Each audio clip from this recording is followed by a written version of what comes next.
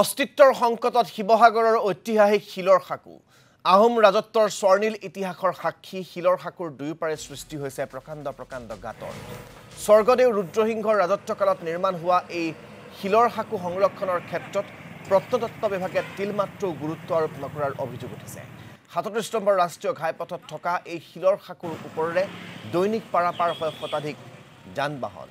আহোম ৰাজত্বকালৰ এই ঐতিহাসিক সমলৰ উপযুক্ত সংৰক্ষণ নহলে কালৰ খুটত নিখিখ হৈ যোৱাৰ আশংকা কৰিছে এতিয়া বিভিন্নজনে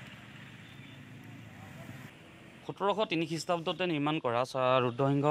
স্বৰ্গদেৱে নিৰ্মাণ কৰা নামদাং শিলৰ সাঁকো আজিও গধুৰ গধুৰ যান-বাহনৰ আচলতে বোজা কঢ়িয়াই আছে সেই শিলৰ সাঁকোডালে আপোনালোকে দেখিবলৈ পাইছে যে তাত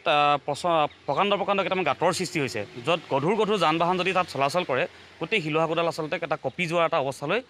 গতি কৰিছে আৰু শিলৰ সাঁকোডাল ইমান এটা বয়স হোৱাৰ পাছতো আজি তাৰিখলৈকে কেন্দ্ৰীয় পুৰাতত্ত্ব বিভাগ হওক বা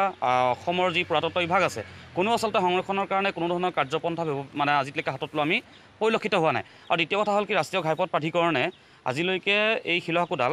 পুৰাতত্ত্ব বিভাগৰ হাতত সম্পূৰ্ণৰূপে হস্তান্তৰ কৰি দিয়া নাই সেইটো এটা আচলতে যথেষ্ট গুৰুত্বৰ বিষয় বুলি আমি অনুভৱ কৰিছোঁ অনাগত এমাহৰ ভিতৰত যদি শিলৰ সাঁকোডালৰ ওপৰত সৃষ্টি হোৱা গাঁতৰ এটা সুব্যৱস্থা নকৰে আৰু যি 4 লেন নিৰ্মাণকাৰী প্ৰতিষ্ঠান আছে NSIDCL তেখেতসকলে যদি এই যিটো বাইপাছ ছিষ্টেম বনাই আছে শিলৰ সাঁকোডালৰ কিনাৰেদি সেই বস্তুটো যদি সোনকালে তেখেতসকলে মানে যাতায়াতৰ উপযুক্ত কৰি নুতুলে আমি এমাহ সময় দিছোঁ টাইম চাত্তন্তাই যদি নকৰে তেনেহ'লে এই মাল্টিনেশ্যনেল যিবিলাক কোম্পানী আৰু যিবিলাক ONGC বা অইলৰ যিখিনি ডাঙৰ গাড়ী অহা যোৱা কৰে সেই গাড়ীসমূহ আমি নিজাববীয়াকৈ শিলৰ সাঁকোৰ ওপৰত অৱৰোধ কৰিবলৈ